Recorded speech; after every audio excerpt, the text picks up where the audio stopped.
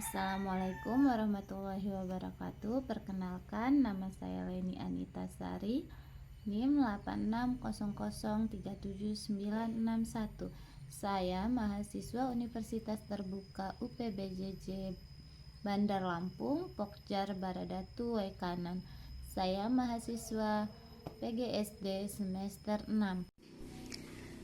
Di sini saya akan menjelaskan tentang cara kerja sistem asesmen adaptif berbasis AI atau All-Adaptive Testing. Sistem asesmen adaptif berbasis AI yang akan kita bahas mencakup cara kerja, manfaat, praktis, contoh penggunaan. Apa itu asesmen adaptif berbasis AI? Asesmen adaptif berbasis AI adalah sistem penilaian yang menyesuaikan tingkat kesulitan soal secara otomatis, menggunakan AI untuk menganalisis jawaban secara real time, memberikan pengalaman tes yang personal dan efisien.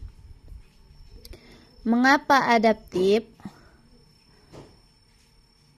Alasan menggunakan sistem adaptif adalah karena setiap peserta memiliki kemampuan yang berbeda-beda. Soal adaptif membuat penilaian lebih akurat, cepat, dan nyaman. Kemudian efektif untuk pendidikan, pelatihan, dan sertifikasi. Mengapa ini penting bagi dosen dan mahasiswa? Karena memberi gambaran nyata tentang penguasaan tiap mahasiswa, tidak hanya siapa lulus ataupun tidak lulus. Kemudian memungkinkan intervensi yang tepat, membantu mahasiswa yang kesulitan dan memberi tantangan bagi yang sudah paham. Membantu mahasiswa melihat secara jelas di mana mereka lemah atau butuh perbaikan, bukan hanya nilai akhir. Jadi dapat mengevaluasi dari mahasiswa per individu tersebut. Cara kerja: peserta mendapat soal, kemudian AI mengevaluasi setiap jawaban. Jika jawaban mahasiswa benar, maka tingkat kesulitan soal akan dinaikkan. Kemudian, jika mahasiswa salah dalam menjawab soal, maka tingkat kesulitan akan dikembalikan. AI akan memberikan soal-soal yang lebih mudah. Ada sistem membangun profil kemampuan peserta. Hasil akhir lebih akurat daripada tes biasa.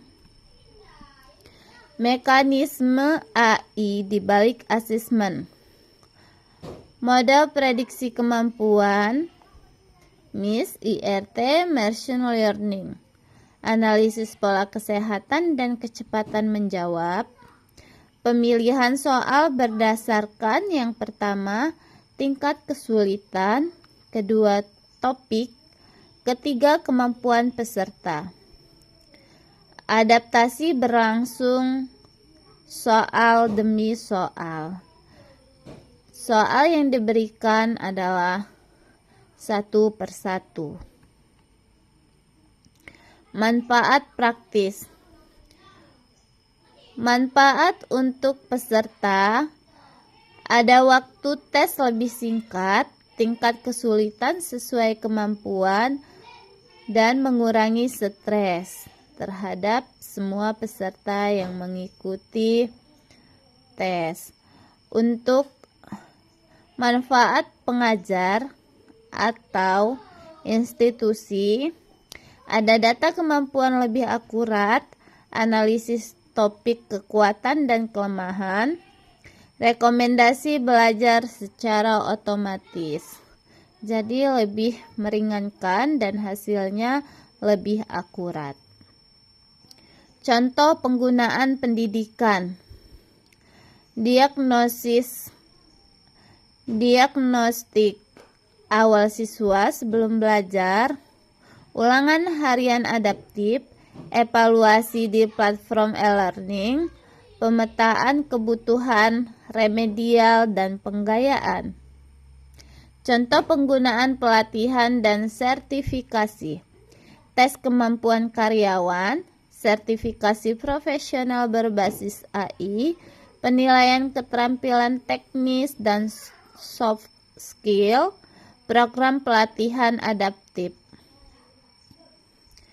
Contoh cara menggunakannya, ada simulasi sederhana.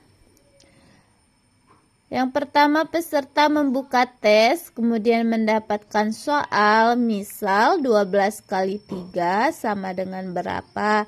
Jika jawaban peserta benar, maka tingkat kesulitan akan dinaikkan seperti diberi contoh soal berikutnya, 23 dikali 17. Jika jawaban peserta salah, maka soal akan diturunkan. Sistem membangun profil. Kuat perkalian dasar. Perlu latihan 2 digit kali 2 digit, hasil akhirnya berapa? Level kemampuan 3 dari 5.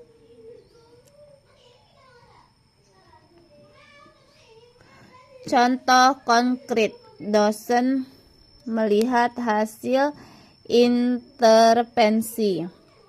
Misal, setelah tes adaptif di awal semester, dosen mendapatkan data.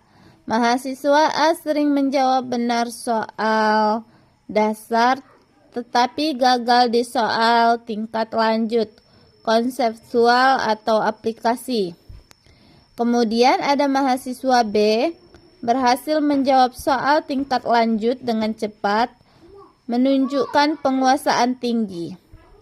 Sebagian besar mahasiswa kesulitan pada topik X, misalnya teori atau konsep tertentu.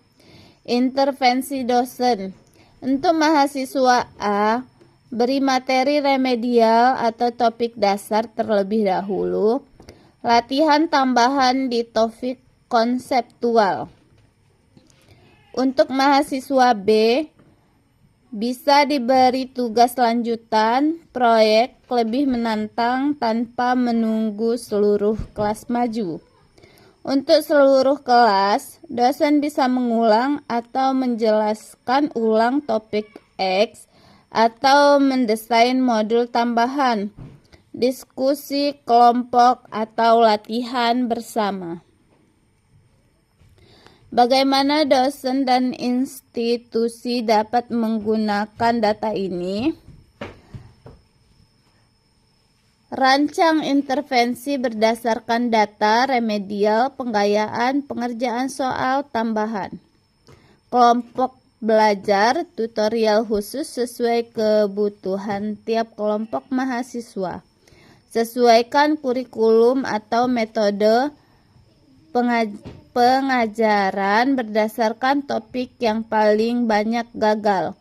Pantau perkembangan jangka panjang sebelum dan sesudah intervensi untuk evaluasi efektivitas mode mengajar.